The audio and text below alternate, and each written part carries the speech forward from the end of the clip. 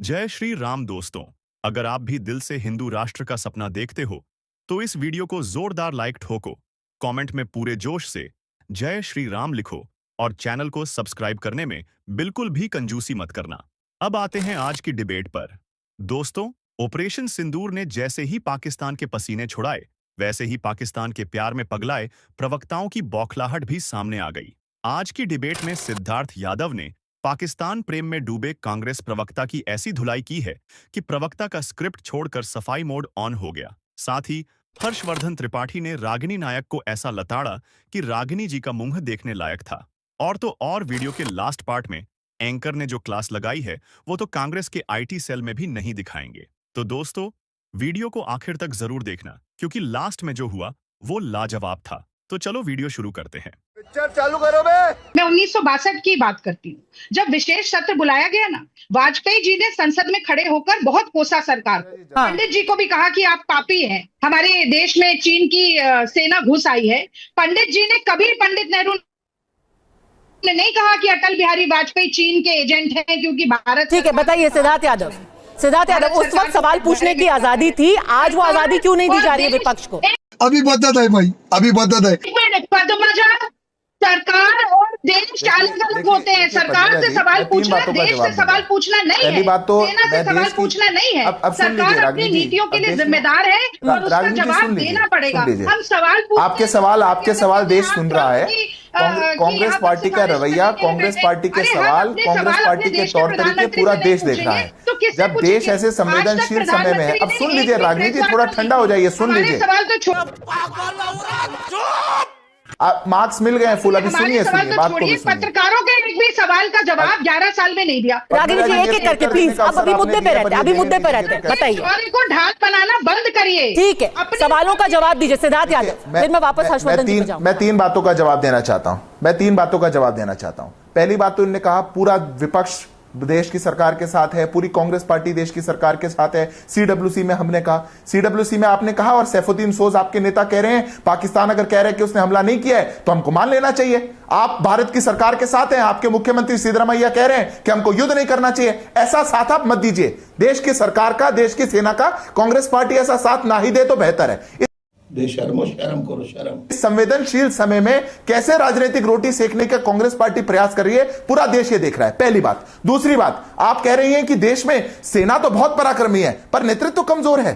क्या देश का नेतृत्व तब मजबूत था जब 2005 में दिल्ली के सीरियल बॉम्ब ब्लास्ट हुए थे, 70 लोग मारे गए। 2006 में वाराणसी में 28 लोग मारे गए। 2006 में मुंबई ट्रेन ब्लास्ट 209 लोग मारे गए। 2006 में मालेगांव 40 लोग मारे गए। 2007 में समझौता 70 लोग मारे गए। क्या किया था देश की सरकार ने? वो मजबूत नेतृत्व था। डोजियर खेला करते थे, क्या ये बात है, लिख करके पाकिस्तान को भेजा करते थे, वो मजबूत लगता था। पर आज देश की सेना पराक्रम दिखा रही है। ऑपरेशनल फ्रीडम हमने अपनी सेना को दिया है और देश की सेना घर में घुस करके मार रही है। ठीक है सिद्धार्थ यादव, अभी 2025 में रहते, नहीं तो हम वापस 1947 से अगर डिस्कस करना शुरू करेंगे तो फिर बहुत लंबा हमारा डिस्कशन चल जाएगा। लेकिन एक चीज जो रागिनी जी ने बोली है, एक सेकंड प्रोफेसर सिंह, एक चीज जो रागिनी जी ने बोली है, उन्होंने कहा कि हम आज आइसोलेटेड है, कोई भी हमारे साथ नहीं खड़ा है। अपनी बात पूरी कर लूं। अच्छा ठीक है, बस 10 सेकंड में पूरी कीजिए। चलो भाई, देखो अब मैं क्या करता हूँ। अभी 2025 के बारे में बात 10 सेकंड में पूरी करता हूं। मैं कोई 47 की चर्चा नहीं करना चाहता। 62 की चर्चा 5 बार कांग्रेस पार्टी के प्रवक्ता ने करी और वो लगातार अभी बोल रही है ताकि वो जवाब ना सुने। उनने 5 बार उसकी चर्चा करी। मैं नहीं जाना चाहता इतिहास में कैसे 71 के अंदर 93,000 लोगों को हमने छोड़ दिया था और हम अपने 55 लोगों को नहीं ला पाए। मैं नहीं जाना चाहता इतिहास में। आज आवश्यकता है कि देश एक साथ खड़ा रहे। आज आवश्यकता है कि कश्मीर से कन्याकुमारी तक और अटक से लेकर कटक तक देश का एक एक नागरिक एक स्वर में बात करे। पर आपको ट्रंप की बात सुननी है, आपको देश के और नेताओं की बात सुननी है। यह पहली बार हो रहा है कि कोई यूएन में रेजोल्यूशन नहीं गया भारत के खिलाफ। भारत ने इंटरनेशनल बॉर्डर क्रॉस करके मारा, कोई ओआईसी का स्टेटमेंट नहीं आया जो हर बार हुआ करता था। कोई वैश्विक मंच पर हमको नहीं घसीट पा रहा है। जो भारत से बात कर रहा है वो भारत के पक्ष में पत्र निकाल रहा है कि टेररिज्म के खिलाफ देयर इज जीरो टॉलरेंस। पर ये बात आप भाषण देने का पूरा मौका सिद्धार्थ को दे रही है बिना टोके। ऐसे समय में चुप साली भी राजनीति कर रही है, ये बात आपकी शर्मनाक है। रागिनी जी नहीं, आप बीच में टोकेंगे रागिनी जी, आप बोले उसको कोई टोके नहीं, ये कमाल बात हो जाएगी। आप जब दूसरे की तरफ एक उंगली करते हैं ना भाजपा के प्रवक्ता जी, तो आपकी 3 उंगलियां अपनी तरफ होती हैं। हमारे मतलब आपको मत सिखा चल। पीयूष गोयल अगर ये कहते हैं कि भारत के 140 करोड़ देशवासियों में देशभक्ति की कमी है, तो हम उसे भाजपा का औपचारिक। अरे कोई जवाब कभी सैफुद्दीन सोज पे भी दे दीजिए, कभी सीतारमैया पे भी दे दीजिए, कभी विजय वेटीवाड़ पे भी दे दीजिए, कभी रॉबर्ट वाड्रा पे भी दे दीजिए। क्या बात है सर, क्या बात है सर। आज ही सुबह 3 आतंकवादियों को भारतीय सेना ने उनकी खोपड़ी उड़ा दी। क्या सवाल ये है कि आतंकवादी मारे जा रहे हैं, क्या सवाल ये है कि कौन सा आतंकवादी मारा जा रहा है? और जब इन दोनों को हम देखेंगे तब समझ में आता है सवाल पूछने पर ऐतराज नहीं, सवाल किस तरह से पूछा जा रहा है और उसमें क्या हम उस कार्रवाई को उसको कटघरे में खड़ा करने की कोशिश कर रहे हैं, ये सवाल। रागिनी जी कुछ बोल रही, मैं पता नहीं मेरी भी बात नहीं गई होगी। रागिनी जी प्लीज एक क्या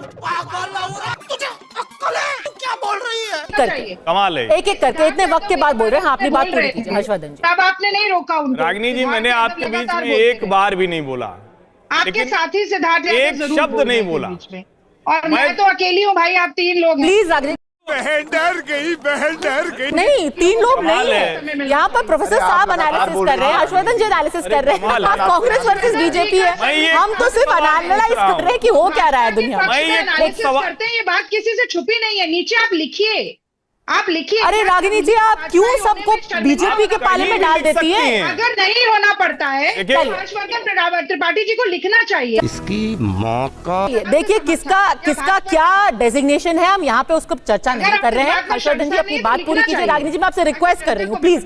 देखिए ये अच्छा भी नहीं लगता है, अभी अभी ऑपरेशन सिंदूर को लेकर के हम सारे फैक्ट्स दुनिया के सामने रख रहे हैं, आपस में हम एक दूसरे को इस तरीके से नेम कॉलिंग करेंगे, उसका कोई फायदा भी नहीं होगा। बात पूरी कीजिए। अभी मजा आएगा ना भिड़ो। आज 3 आतंकवादियों को भारतीय सेनाओं ने मार गिराया, क्या वो आतंकवादी नहीं है? क्या वो कोई घटना कर रहे होंगे या किसी घटना से जब तक जुड़कर नहीं दिखेंगे तब तक हम उनको श्रेय नहीं देंगे? मैं इसीलिए कह रहा हूं सवाल पूछा जाना चाहिए और यह सवाल गृह मंत्री और प्रधानमंत्री को देना होगा। हमारी सेनाएं उनको खोज रही, उनको पकड़ेंगी भी, लेकिन वो खोज अभी पूरी नहीं हुई।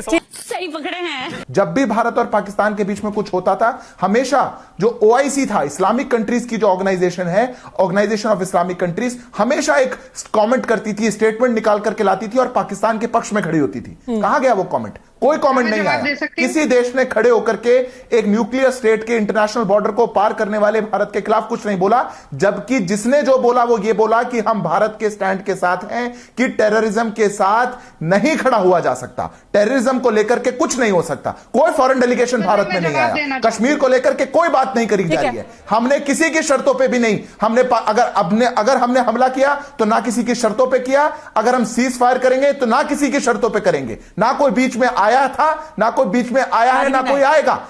ये हुई ना बात। भारत एक शक्तिशाली देश है जो कहीं से भी कॉर्नर नहीं है, कूटनीतिक शक्ति के साथ वो लैस है और पूरी दुनिया भारत के स्टैंड के साथ खड़ी है। इस भारत का बिल्कुल क्लियर स्टैंड है, टेरर और टॉक एक साथ नहीं चलेगी, डॉक्टर और पानी एक साथ नहीं बहेगा। ट्रंप पर विश्वास है, प्रधानमंत्री की बात नहीं होगी, तय हम करेंगे, फैसला हमारा होगा, कब हमला करना है, कब रुकना है, ना कांग्रेस पार्टी से, ना किसी और लोग से, ना विदेश के किसी नेता से।